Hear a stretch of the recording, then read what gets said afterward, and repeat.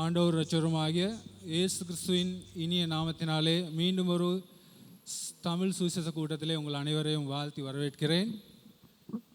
வருத்தப்பட்டு பாரம் சுமக்கிறவர்களே, நீங்கள் எல்லாரும் என்னிடத்தில் வாருங்கள் என்று இந்த மாலை பொழுதிலே ஆண்டவர் இரட்சகருமாகிய இயேசு கிறிஸ்து நாம் ஒருவரையும் வரவேற்கிறார்.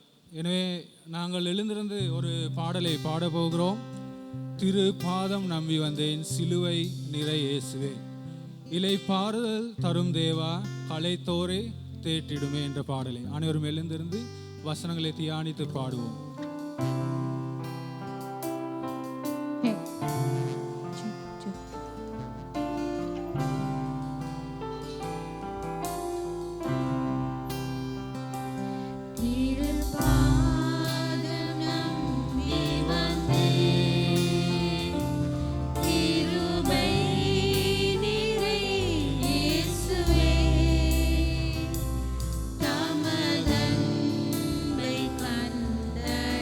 Day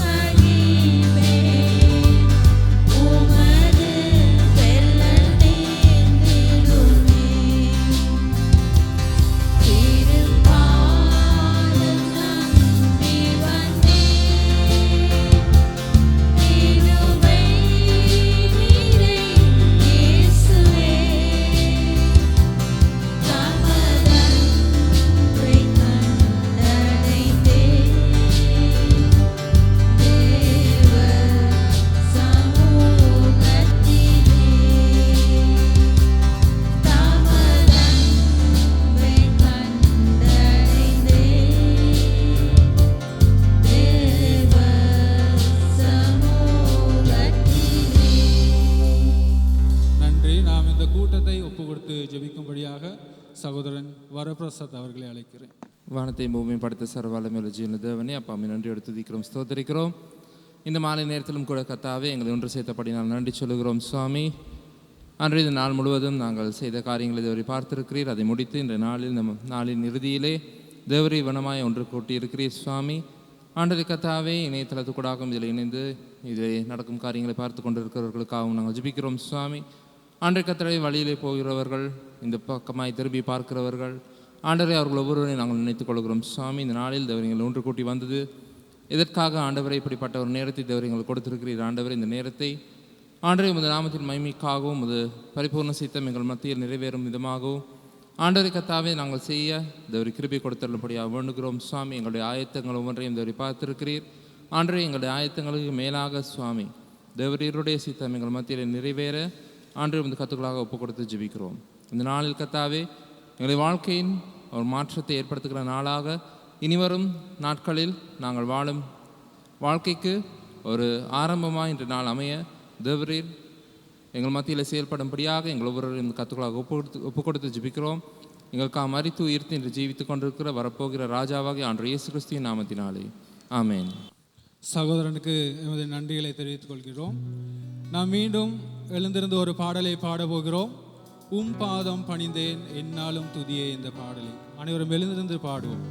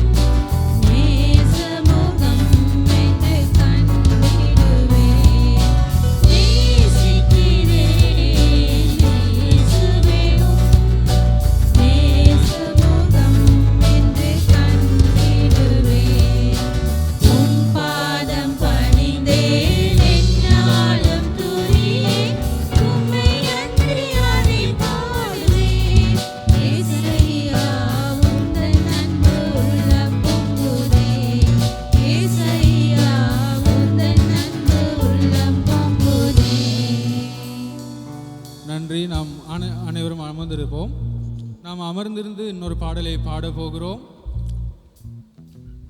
தேவா நான் எதினால் விசேஷித்தவன், ராஜா நான் அதை தினம் யோசிப்பவன் என்ற பாடலை வசனங்களை தியானித்து பாடுவோம். நாம் தேவனால் படைக்கப்பட்ட விசேஷித்தவர்களாக இருக்கிறோம். எனவே நாம் அனைவரும் வசனத்தை தியானித்து இந்த பாடலை பாடுவோம்.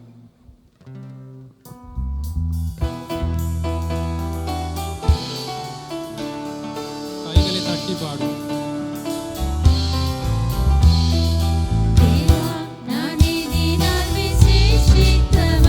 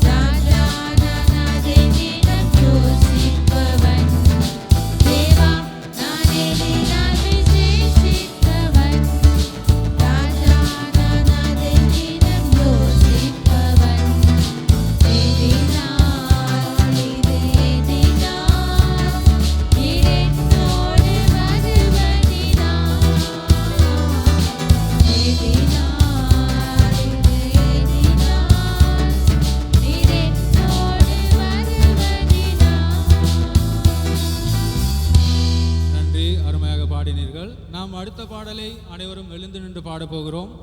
என்னேசு ராஜாவுக்கே என்னாலும் ஸ்தோத்திரம் என்ற பாடலை வசனத்தை தியானித்து வார்த்தைகளை பார்த்து அனைவரும் பாடுவோம். எழுந்து நின்று பாடுவோம். என்னோடு வாழ்வதற்கே என்னாலும் ஸ்தோத்திரம். தேவனுக்கு நன்றி செல்லும் முகமாக நாம் தியானித்து பாடுவோம்.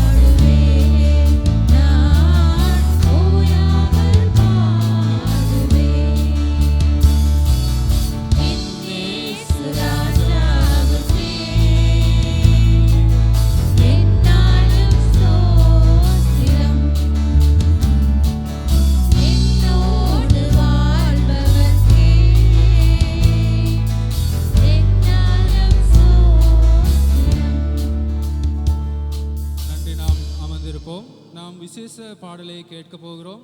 சகோதரி பியூலா முரளிதரன் இங்கு வந்து நமக்கு ஒரு விசேஷ பாடலை முன்வைப்பார்.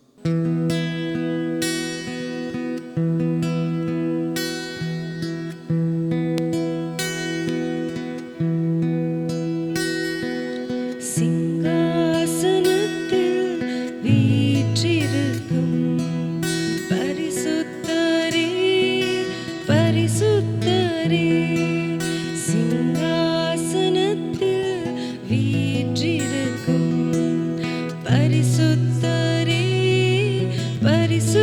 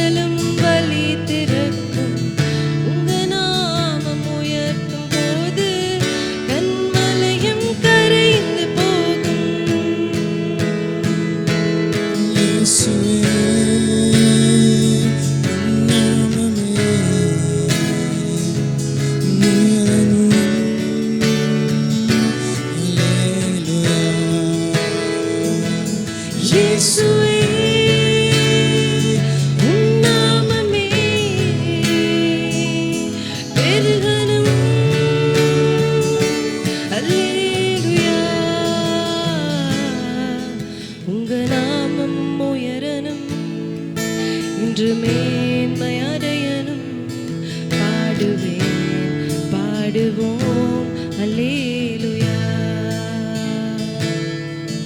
உங்க நாமம் உயரணும், இன்று மேன்மை அடையணும். பாடுவேன் பாடுவோம் அல்லேலூயா. சிங்கத்தின் கேபியிலும் தீச்சூளை நடுவிலும் உங்க நாமம் உயர்த்தும் போது சேதங்கள் அணுகிடாது. சிங்கத்தின் கேபியிலும் தீச்சூளை நடுவிலும் உங்க நாமம் உயர்த்தும் போது சேதங்கள் அணுகிடாது.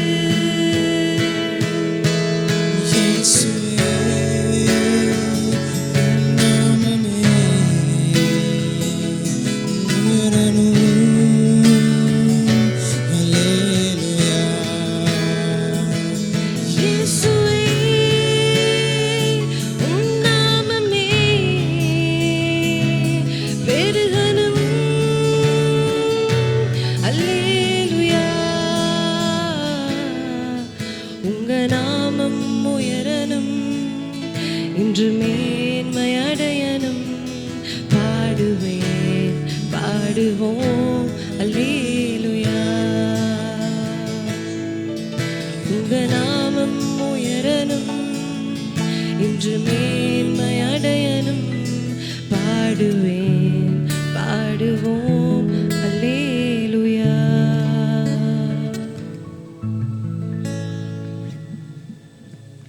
மிகவும் அருமையான பாடல். நம் தேவன் சிங்காசனத்தில் விட்டிருக்கிற பரிசுத்தரும் அல்பாவும் ஒமேகாவுமாய் இருக்கிறார். அவர் நம்மேல் வைத்த அன்பின் நிமித்தம் ஒரு காரியத்தை செய்தார். அவர்தான் லோக இரட்சகராகி ஆண்டவர் இயேசு கிறிஸ்துவை இந்த உலகத்துக்கு அனுப்பியது. எனவே நாம் அடுத்த பாடலை உற்சாகத்தோடு எழுந்திருந்து பாட போகிறோம். இயேசு தான் லோக இரட்சகர், வேறு யாரும் இல்லை, பாவிகள் நம்மை இரட்சிக்க என்ற பாடலை அனைவரும் எழுந்திருந்து பாடுவோம். கைகளை தட்டி பாடுவோம். அனைவரும் எழுந்திருந்து பாடுவோம். வேறு யாரும் இல்லை, பாவிகள் நம்மை ரட்சிக்க. வேறு யாரும் இல்லை, பாவிகள் நம்மை ரட்சிக்க. இயேசு தரும் இரட்சகர். வேறு யாரும் இல்லை, பாவிகள் நம்மை ரட்சிக்க. வேறு யாரும் இல்லை,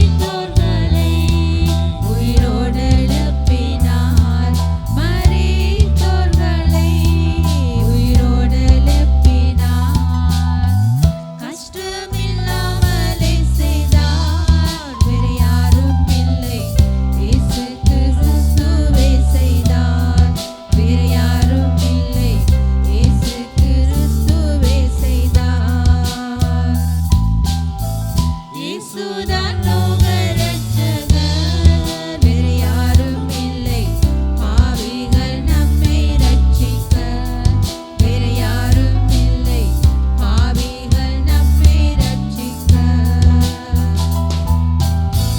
நானே வழி சத்தியம் ஜீவன் என்றார், வேறொரு மார்க்கம் இல்லையே. நானே வழி சத்தியம் ஜீவன் என்றார், வேறொரு மார்க்கம் இல்லையே. சாத்தானின் தலை நசுங்க மரணத்தை வென்றார், சாத்தானின் தலை நசுங்க மரணத்தை வென்றார். மோட்சத்தின் பாதை நீ அடைய வேறு யாரும் இல்லை, இயேசு கிறிஸ்து தான் வழியே, வேறு யாரும் இல்லை, இயேசு கிறிஸ்து தான் வழியே. இயேசுதான் லோக ரட்சகர், வேறு யாரும் இல்லை பாவிகள் நம்மை ரட்சிக்க, வேறு யாரும் இல்லை பாவிகள் நம்மை ரட்சிக்க. நாம் தேவ வார்த்தைக்கு கடந்து போக போகிறோம். சகோதரன் சித்ரவேல் அவர்கள் தேவ வார்த்தையை பகிர்ந்து கொள்வார். கர்த்தருடைய நாமத்துக்கு ஸ்தோத்திரம் உண்டாவதாக. இந்த மாலை வேளையில் ஆண்டவர் எங்களுக்கு அருமையான ஒரு சந்தர்ப்பத்தை கொடுத்திருக்கிறார். அவரை துதித்து பாடவும் அவருடைய வார்த்தையை கேட்பதற்கும் எங்களை இந்த இடத்தில் அழைத்திருக்கிறார். இந்த சுவிசேஷ கூட்டத்திலே சுவிசேஷம் பேசப்பட வேண்டும் என்று அநேகர் விரும்புவார்கள். சுவிசேஷத்தை கேட்டவர்கள் அநேகர், கேட்டு ரட்சிப்பு அடைந்தவர்கள் தான் அநேகர் இந்த இடத்துல இருக்கிறோம். இருந்தாலும் சுவிசேஷம் நாள்தோறும் புதிதாக இருக்கிறபடினாலே நாங்கள் சுவிசேஷத்தை பற்றி தியானிப்பது அது உகந்த காரியமாக இருக்கிறது. நாங்கள் எங்களுடைய வேதாகமத்திலே புலம்பல் எழுதின புத்தகத்துக்கு புலம்பல் என்கிற அந்த புத்தகத்துக்கு நாங்கள் திருப்பிக் கொள்வோம். புலம்பல் 3வது அதிகாரத்துக்கு நாங்கள் திருப்பிக் கொள்வோம். எங்கள் வேதாகமத்திலே புலம்பல் 3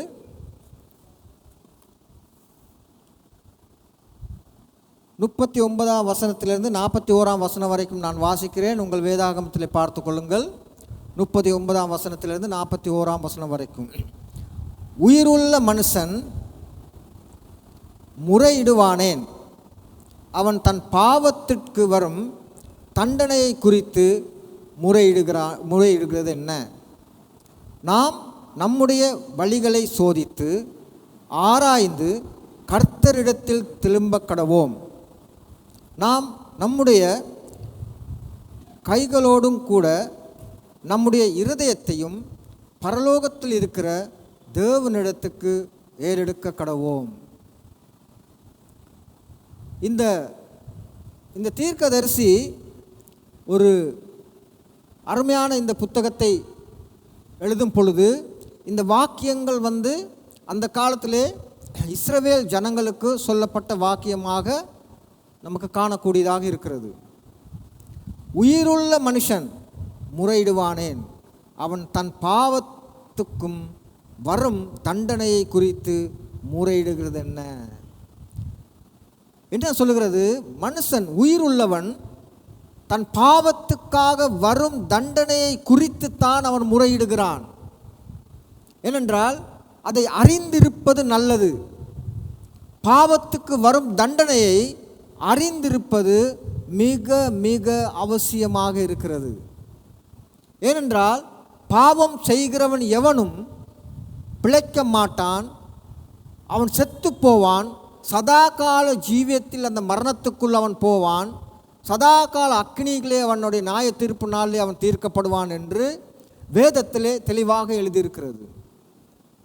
ஆனால் தன் பாவத்தை குறித்து மனஸ்தாபப்பட்டு தன் பாவம் என்ன நிலைமையில் இருக்கிறது, தன்னுடைய பாவம் எப்படியாப்பட்ட பாவம், அந்த பாவத்தினாலே நான் எந்த அளவுக்கு நான் அழுக்காயிருக்கிறேன், அந்த பாவத்தின் நிமித்தம் வாழ்க்கையிலே ஆவிக்குரிய வாழ்க்கையிலே எவ்விதமான தேவ ஆசீர்வாதங்களை நான் இழந்திருக்கிறேன், இயேசு கிறிஸ்துவின் அரவணைப்பில் இருந்தும் இன்னும் நான் பாவம் செய்து கொண்டு இருப்பேனானால் அந்த தண்டனை நிச்சயமாக எங்களுக்கு வரும் என்று நாங்கள் பயத்துடன் இருக்க வேண்டும்.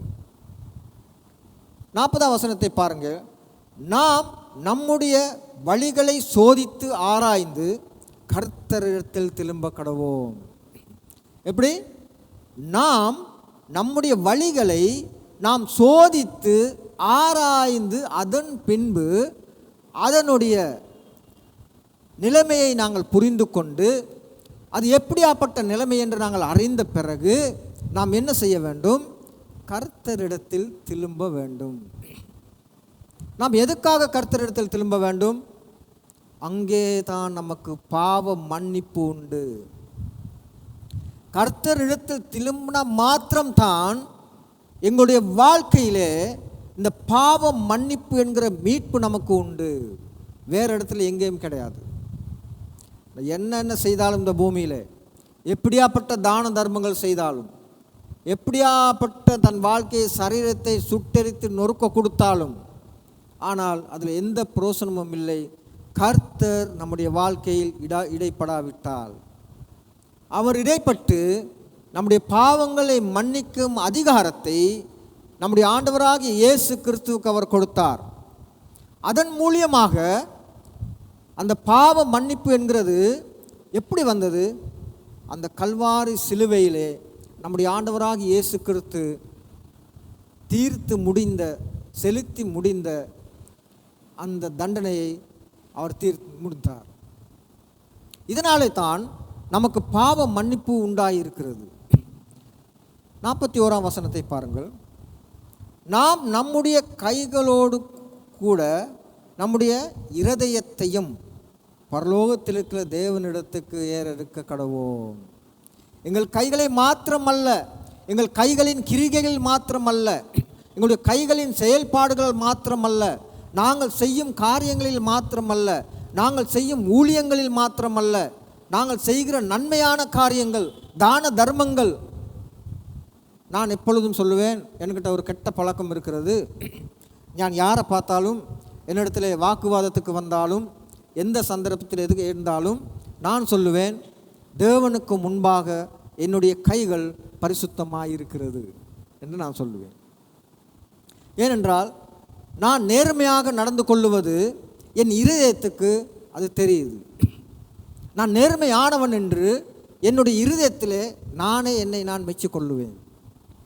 நான் சொல்வேன், நான் யாருக்கிட்டையும் நான் எதுவுமே வாங்குவதில்லை, நான் யாருக்கிட்டையும் எதுவுமே நான் எதிர்பார்ப்பதில்லை, நான் யாரிடத்திலும் எந்த சொத்தையும் நான் வாங்கினதும் கிடையாது, நான் யாருக்கிட்ட போய் கை நீட்டினதும் கிடையாது, நான் யார் இடத்துல கொண்டு எதிர்பார்த்து எனக்கு இதை செய்வார்கள் அதை செய்வார்கள், எனக்கு இப்படி கொடுப்பார்கள் அப்படி கொடுப்பார்கள், அவர்கள் இப்படி இருப்பார்கள் என்று எதிர்பார்த்தது கிடையாது.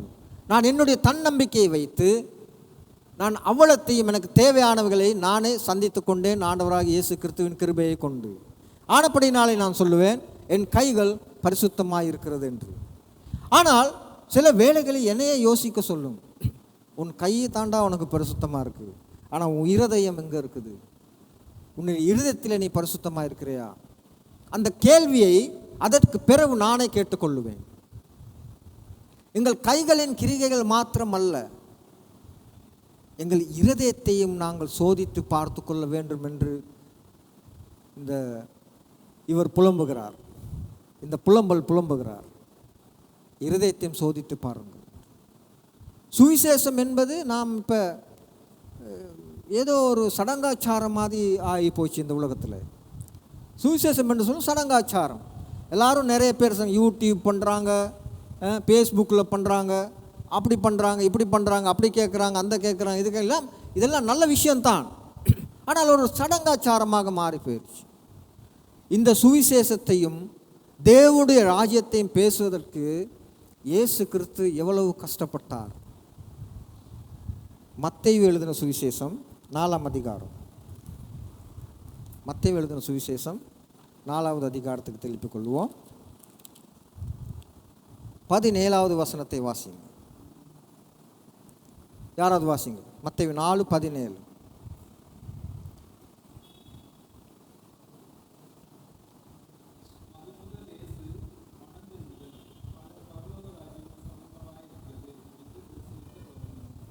நம்முடைய ஆண்டவராகிய இயேசு கிறிஸ்து 3.5 வருஷம் ஊழியத்தை ஆரம்பிக்கும் பொழுது அவர் எப்படி ஆரம்பித்தார்? 40 நாள் உபவாசம் இருந்து சாத்தானால் சோதிக்கப்பட்டு பரிசுத்த ஆவியானோடு ஏவுதலோடு அவர் வனாந்தரத்துக்கு போய் அங்கே எல்லா விதமான காரியங்களையும் நன்மை தீன்மை எல்லாமே அங்கே கற்றுக்கொண்டு சாத்தானாலே சோதிக்கப்பட்டு அதிலே இருந்து வெளியே வந்து பிறகு தான் அந்த ஊழியத்தை ஆரம்பிக்கும் பொழுது முதலாக அவர் என்ன சொல்லுகிறார்? மனம் திரும்புங்கள், பரலோக ராஜ்யம் சமீபமாயிருக்கிறது என்று சொன்னார்.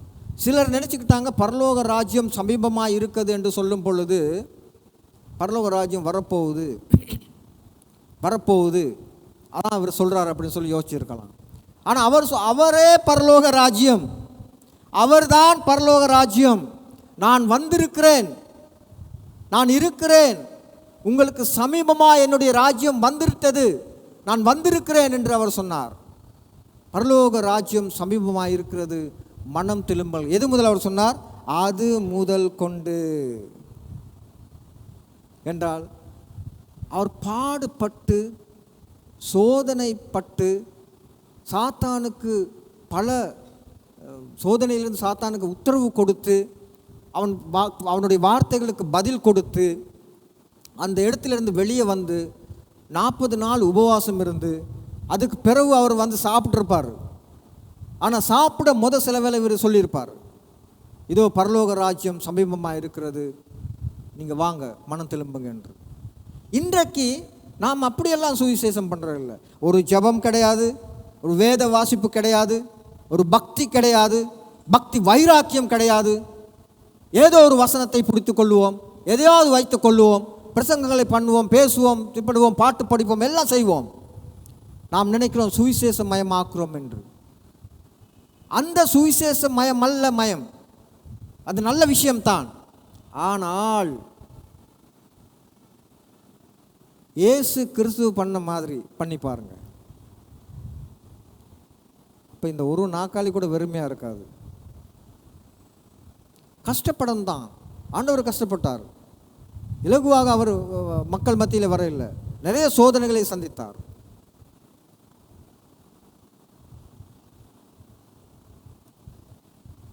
லூக்கா எழுதின சுவிசேஷம் 15ஆம் அதிகாரத்தில் ஒரு ஓமை கதையை நம்முடைய ஆண்டவராக இயேசு கிறிஸ்து சொன்னார். இந்த கதை நமக்கு எல்லாத்துக்கும் தெரியும். சிறு வயது முதல் ஞாயிறு பாடசாலையில் இருந்து நாங்கள் இந்த கதையை கற்றுக்கொண்டிருக்கிறோம். 15ஆம் அதிகாரம் 11ஆம் வசனத்திலிருந்து ஒரு பெரிய உவமை கதையை சொல்லுகிறார். ஒரு மனுஷனுக்கு 2 குமாரர் இருந்தார்கள். அதில் இளையவன் வந்து தன்னுடைய சொத்துக்கள் எல்லாம் தனக்கு தேவையானதெல்லாம் வாங்கி கொண்டு தூர தேசத்துக்கு போயிட்டு அவன் வீணாய் துன்மார்க்கமாய் செலவழித்து துன்மார்க்கமாய் வாழ்ந்து பாவம் செய்து அவன் எல்லாத்தையும் இழந்து விட்டான் என்று அந்த ஓமை கதையிலே நம்முடைய ஆண்டவராக இயேசு கிறிஸ்து சொல்லுகிறார். எல்லாவற்றையும் இழந்தவன். ஒன்று ஞாபகப்படுத்திக் கொள்ளுங்க, எல்லாவற்றையும் இழந்தவனுக்குத்தான் ஆண்டவர் தேவை. எல்லாவற்றையும் கட்டி பிடித்து கொண்டிருக்கிறவனுக்கு ஆண்டவர் தேவையில்லை. அவன் எல்லாவற்றையும் இழந்து அவன் என்ன செய்கிறான்? அதை மனத்தில் உணர்ந்து தன் இருதயத்தில் குற்றப்பட்டவனாய் அவன் திரும்பவும் தன் தகப்பனை தேடி வருகிறான். அந்த கதை தெரியும். நான் நிறைய பிரசங்கங்களை கேட்டிருக்கிறோம், நிறைய பேர் நாங்கள் இதை வாசிச்சிருக்கிறோம், நிறைய கதைகள் மூலியம் பார்த்துருக்கோம், புத்தகங்களில் பார்த்துருக்குறோம், பைபிளில் பார்த்துருக்குறோம், நிறைய விஷயங்களை பார்த்துருக்கோம். இவன் வந்துட்டான். இவன் வந்த பிறகு தன் தகப்பன் செய்த காரியம், அவனுக்காக செய்த காரியம் எல்லாம் தெரியும். ஆனால் இன்னொரு குமாரன் இருந்தான். அவன் வீட்டோடு இருந்தவன், தன் தகப்பனுடைய காரியத்தை நன்கு பார்த்து கொண்டு இருந்தவன், தன் தகப்பனுடைய சொத்துக்களை பாதுகாத்தவன், எல்லாம் அவனுக்குள்ள இருந்துச்சு. அவன் இருந்தான். ஆனால் அவன் இறுதியாக இவனுக்கு விரோதமாகத்தான் பேசினான். கடவுள் அழைத்தவனை, கடவுள் மனம் திரும்பின மனிதனைக்கு விரோதமாகத்தான் அவன் பேசினான். அவன் இறுதி வரைக்கும் மனம் திரும்பினதாக பைபிளில் சொல்லப்படவில்லை. அவன் போகவில்லை. தகப்பனுடைய அந்த தகப்பன் ஆயத்தப்படுத்தின அந்த விருந்துக்கு அவன் போகவில்லை. இதே மாதிரி தான் நம்முடைய வாழ்க்கையில் கூட இன்னைக்கு நிறைய பேர் இருக்கிறோம். ரட்சிக்கப்பட்ட மாதிரி நிறைய பேர் தெரியும். நாங்கள் கணக்கு போட்டுருவோம், இவர் ரட்சிக்கப்பட்டார், சரி, நல்லா பைபிள் வாசிக்கிறாரு, பாட்டு படிக்கிறாரு, வந்த நாள் ஞாயிற்றுக்கிழமை வந்துடுறாரு, எல்லாம் தெரியும், அதனால் ரட்சிக்கப்பட்டான்னு சொல்லி நாங்கள் ஒரு கணக்கு போட்டுக்கொள்வோம். ஆனால் உண்மையான நிலைமை கடவுளுக்கு தான் தெரியும். ஆனால் சாதாரணமாக தேவனுடைய மனிதர்களுக்கு தெரியும், தேவனுடைய மனிதர்கள் பெரிய ஊழியக்காரர்களுக்கு தெரியும், அந்த மனுஷனை பற்றி தெரியும். தெரியாமல் இல்லை, அதை பகுத்தறிந்து கொண்ட அறிவு அவங்களுக்கு இருக்குது. அதை பார்த்து தான் அவங்க ஊழியத்துக்கெல்லாம் பயன்படுத்துவாங்க, அது தெரியும். ஆனால் இன்றைக்கு இந்த உலகத்தில் சிலருடைய ரட்சிப்பை பற்றி சந்தேகம் இருக்குது.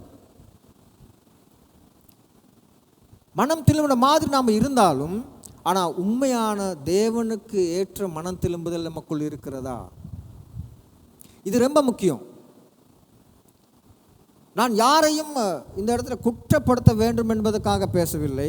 இந்த சுவிசேஷம் என்பது இன்றைக்கி பாருங்கள், இன்றைக்கி யாரையாவது வந்தவங்க, புதுசாக வந்தவங்களை கேட்டால் நீங்கள் எங்கேருந்து வந்தீங்க, எப்படி வந்தீங்கன்னு கேட்டால் சொல்லுவாங்க, நாங்கள் முந்தி அந்த சபைக்கு போனோம், அந்த சபை எங்களுக்கு பிடிக்கல, நாங்கள் இப்போ இங்கே வந்திருக்கோம் அப்படிம்பாங்க.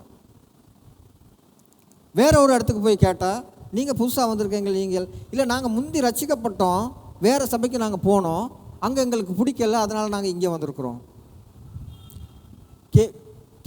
கனகாலமாக, நீண்ட காலமாக நம்ம கேள்விப்படவில்லை, நான் இந்து மதத்தை சார்ந்து இருந்தேன், இயேசு கிறிஸ்துவை நான் ஏற்றுக்கொண்டேன், நான் இஸ்லாமியனாக இருந்தேன், இயேசு கிறிஸ்துவை ஏற்றுக்கொண்டேன், நான் பௌத்தனாக இருந்தேன், இயேசு கிறிஸ்துவை ஏற்றுக்கொண்டேன் என்று சொல்லக்கூடிய அந்த காதுக்கு இனிமையான வார்த்தையை கேட்டு ரொம்ப நாள் ஆச்சு. அதுக்கு என்ன காரணம்னா, இன்னைக்கு இருக்கிற நிறைய பேர் கடல்லே போயிட்டு மீன் பிடிக்காம தொட்டிலே போட்டு துண்டியில் போட்டு மீன் பிடிக்கிற அளவுக்கு இன்றைக்கு இந்த உலகம் மாறி போச்சு, எல்லா இடத்துலையும், முழு உலகத்திலையுமே. ஆனால் அருமையான தேவனுடைய பிள்ளை, இந்த சுவிசேஷம் என்பது ஒரு விசேஷித்த காரியம். இந்த சுவிசேஷம் என்பது ஒரு மனிதனை நரகத்துக்கு போகிற, தன் வாழ்க்கையே அழிய போகிற ஒரு மனிதனை மீட்டு கொண்டு வருவது தான் சுவிசேஷம். அந்த சுவிசேஷம் நம்ம கையில் தான் இருக்குது, அந்த சுவிசேஷம் நம்முடைய கையில் தான் இருக்குது. ஆண்டவர் நமக்கு கொடுத்துருக்காரு. இயேசு கிறிஸ்து வந்து பிரசங்கம் பண்ண மாட்டார்.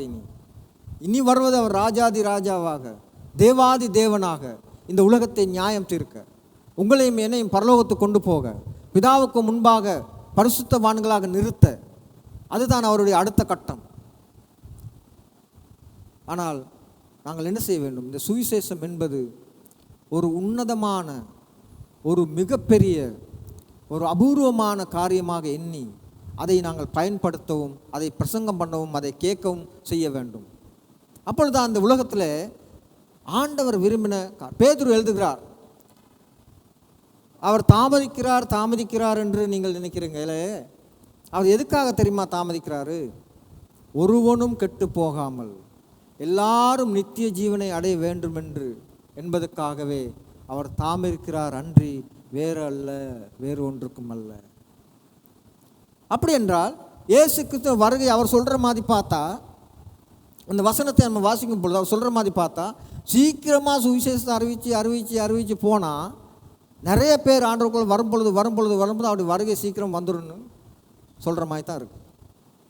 அது சீக்கிரமாக நம்ம செய்யணும். மத்தேயு எழுதின, லூக்கா எழுதின சுவிசேஷம் 15வது அதிகாரம்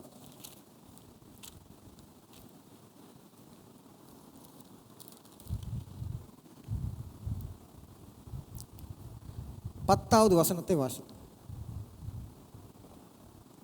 லூக்கா எழுதின சுவிசேஷம் 15வது அதிகாரம் 10வது வசனம்.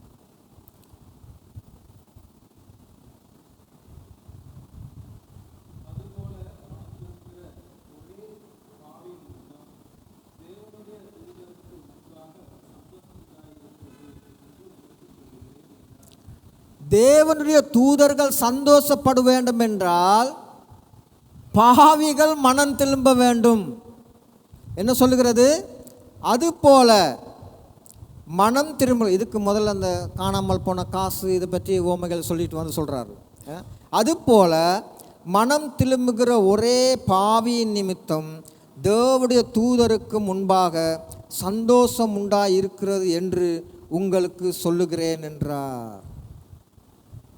தேவனுடைய தூதர்களுக்கு முன்பாக இந்த மனம் திரும்புகிற ஒரே பாவியின் நிமித்தம் தான் பரலோகத்தில் சந்தோஷம் உண்டாகிறது. மற்றபடி என்ன? மற்றபடி சந்தோஷம் இல்லையா? மற்றபடி என்ன நடக்க போகுது? நாங்கள் பண்ணுற ஜெபம் கேட்கணும், நாம் கேட்குறதெல்லாம் கிடைக்கணும், நம்ம மனசில் என்னென்ன நினைக்கிறோமோ அதெல்லாம் நடக்கணும், தேவனிடத்தில் நாங்கள் வைக்கிற எல்லா விண்ணப்பங்களும் எங்களுக்கு பதில் வேணும். இப்படி தான் நாங்கள் இருக்கிறோம். ஆனால் அங்கே என்ன நடக்குன்னு நமக்கு தெரியாது. ஆனால் என்ன சொல்கிறது வசனம்? ஒரே பாவி நிமித்தம். ஒரு பாவி மனம் திரும்பினால், அப்படி என்றால் ஒரு பாவி மனம் திரும்பும் பொழுதே நீங்கள் பார்த்துக்கிறங்க, பரலோகத்தில் பெரிய ஆரவாரம் நடக்க போகுது. தேவ தூதர்கள் சந்தோஷப்பட போகிறாங்க. ஆண்டவர் சாட்சியிட போகிறாரு. நம்முடைய கர்த்தராகிய இயேசு கிறிஸ்து சாட்சியிட போகிறாரு. இதை நாங்கள் புரிந்து கொண்டு தான் இந்த சுவிசேஷம் மயமாக்க வேண்டும். இந்த ஆர்வமும் இந்த ஆசையும் இந்த வாஞ்சை எங்கள் உள்ளத்தில் ஆழமாக பதிய வேண்டும். அதான் புலம்பல் எழுதும் பொழுது, புலம்பலில் வாசிக்கும் பொழுது நாங்கள் வாசித்தோம், எங்கள் கைகளை மாத்திரமல்ல, எங்கள் கைகளின் கிரிகைகளை மாத்திரமல்ல, எங்கள் கைகளின் செயல்பாடுகளை மாத்திரமல்ல, எங்கள் மனதை நாங்கள் முழுமையாக அவருக்கு ஒப்பு கொடுக்க வேண்டும். நாங்கள் இன்றைக்கு அதை செய்வோம். முடிந்தவர்கள் நாங்கள் செய்வோம். அப்பொழுது ஆண்டவர் நமக்கு சமீபமாக இருந்து, இதோ பரலோக ராஜ்யம் சமீபமாக இருக்கிறது, மனம் திரும்புங்கள், மனம் திரும்புங்கள். மனம் திரும்பினா தான் அந்த பரலோக ராஜ்யத்துக்கு போகலாம். மனம் திரும்பாமல் அந்த பரலோக ராஜ்யத்துக்கு போக முடியாது. ஜெபம் செய்வோம். எல்லாரும் கண்களை மூடி எழுந்திருப்போம்.